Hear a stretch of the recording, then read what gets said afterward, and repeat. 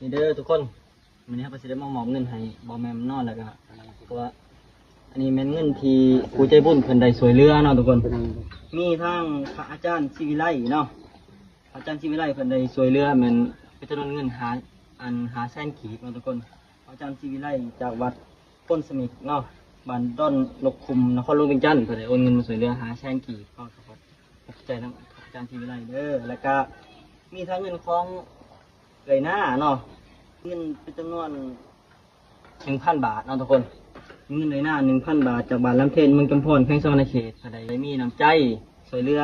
ทางในแมมนี้จำนวนเงิน 1,000 บาทเนาะก็ผมขอบใจหลายๆเนาะแล้วก็มีเงินของเศร้ามิคาราเนี่ยเนาะมีเงินเราได้มีน้ำจิตน้ำใจสวยเรือขายงขายาก็ประมาณ 250,000 กีบเนาะพี่น้อง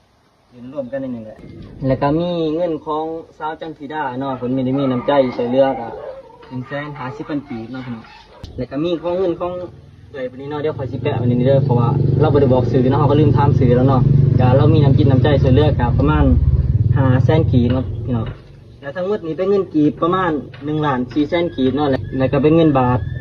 1,000 บาทเนาะพี่น้องที่มาให้มอบให้พ่อแม่ผู้เจ็บเด้อเด้อ ขอบใจเด้ออยู่ดีไม่แห้งให้ลำให้รวยมันเจ็บให้ใครนะ สาธุเฮานุทนาบุญนำเนาเลยว่าเฮากะบ่ได้ไปหมอบให้เราอยู่ห้องมอเนาะเพราะว่าเฮาก็ไปบ่ทันเพราะมื้อนี้เฮาก็ค่าเบี้ยไงเฮาได้ไปไถนาเนาะมันก็เลยบ่ทันเนาะสามารถไถนาเฮากำลังว่าสิไปเบิ่งอยู่ห้องมอแหละแต่ว่าให้มาก่อนเนาะก็เลยบ่ได้ไปก็เลยจะมามอบให้อยู่เฮือนซะแล้วก็เงินของซาวลาตี้เนาะ100,000 กีบที่เฮาได้มามอบให้เขาได้มามอบให้ได้มื้อวานเนาะก็ได้มามอบให้จังหวะกำลังสิเอาไปห้องมอเนาะเฮาก็เลยบ่ได้ถ่ายคลิปก็ขอบใจหลายๆเด้อเฮามามอบให้100,000 กีบคือคอยได้เฮามอบให้ถึงมือแล้วเรียบร้อยเด้อทุกคนเด้อ ว่าอยู่ดีไม่แห้งเด้อผู้ช่วยเรือ แล้วก็ขอบใจทั้งผู้ที่ให้กำลังใจเนาะครับคนให้กำลังใจไลน์ในเฟซเขาถามว่าให้กำลังใจโอ้ยมาคอมเมนต์